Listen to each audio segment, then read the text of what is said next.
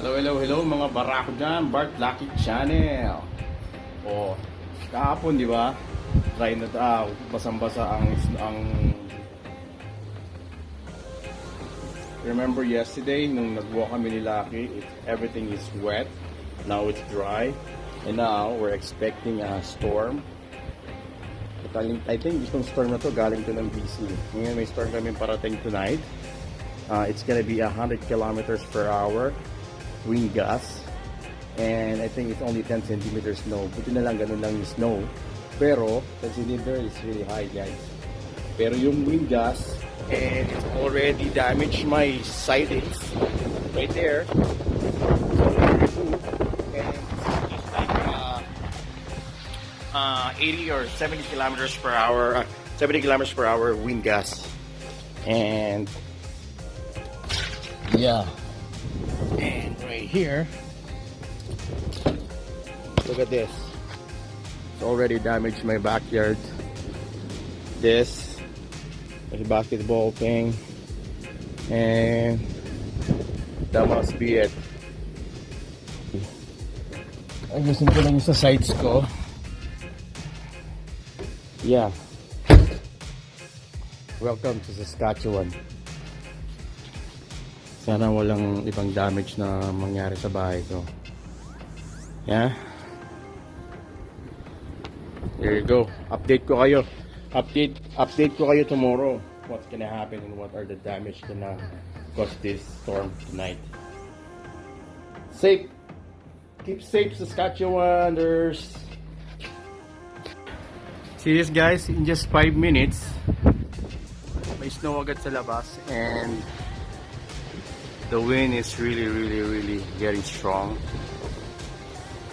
I don't know if you guys can see the snow and the wind. It's getting worse, and it's gonna be worse tonight. I hope everybody will be okay. My lights. Is it gonna be okay up there? I hope so. I think it's gonna be okay. Yeah. You can see this is the wind. Yeah, we call this a snowstorm, and it's gonna be worse. It's gonna get worse tonight. Kaya keep safe, Saskatchewaners. And my hands is really cold right now. Yeah. Para tayo nasa freezer, o tingnan nyo yung yung road. Yeah. Kung sa atin, ulan, summer, may storm, but dito, snowstorm, and it sucks. Kapag namatay ang kuryente, yan ang katakutan natin. Pag namatay ang kuryente, wala tayong power heater, lalamigin tayo.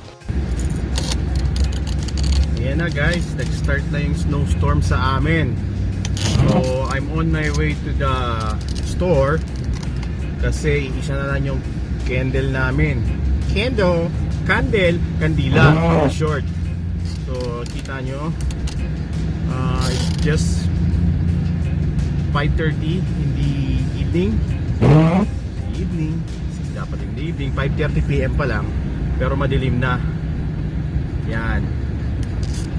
Tapos yun na, nag-start na yung storm. So, magre-ready lang, prepare lang. At least may kandila if ever man magkaroon ng power outage, ready tayo.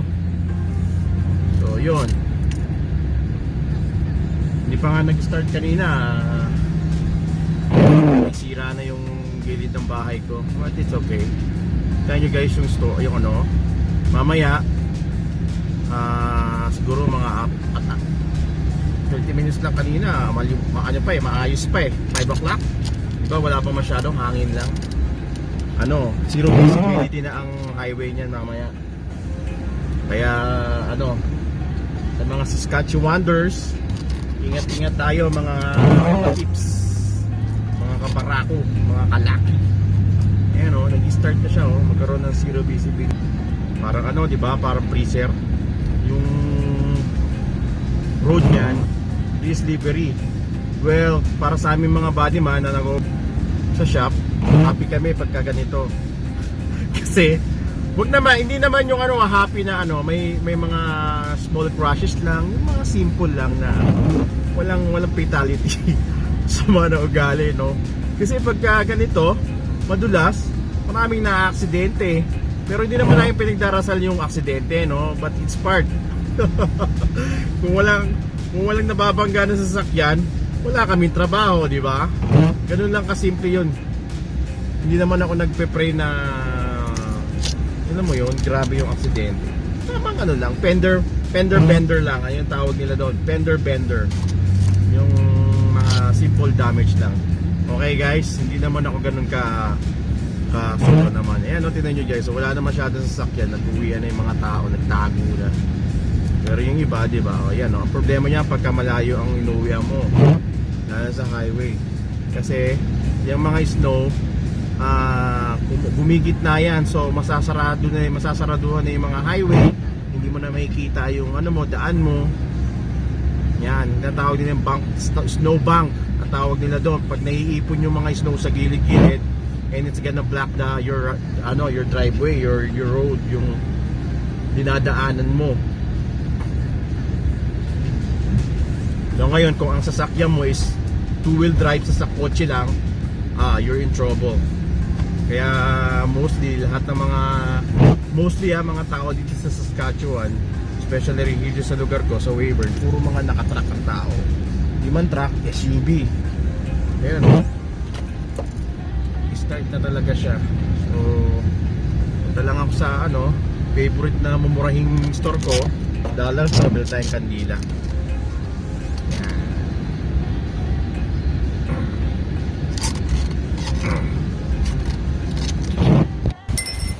So, here we go guys.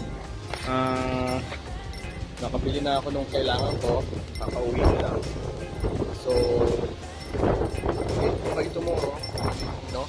Ano lang, update ko lang kayo kung anong tsura talaga ng sunstorm. Anong tsura ng winter storm after niya. Right? Kasi ngayon nakita niyo yung start ng winter storm kung ano yung tsura. So, pakita ko lang sa inyo bukas. Kumbaga, sana hindi magkaroon ng power outage. Kasi pag power outage, wala tayong emergency power generator para magkaroon tayo ng heater. Kasi pagka walang heater, walang power, hindi gagana yung heater natin sa loob ng bahay. So, ayun.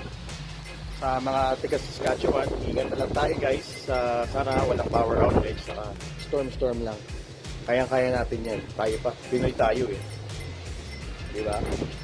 Kayang-kaya. So, ayun. Salamat guys. Keep in touch.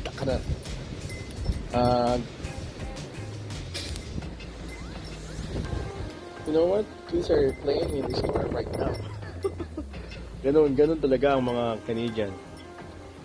May mga bata naglalaro ng hockey sa road, o di ba? Parang sa atin lang pag may So, yun. Ingat mga Saskatchewaners.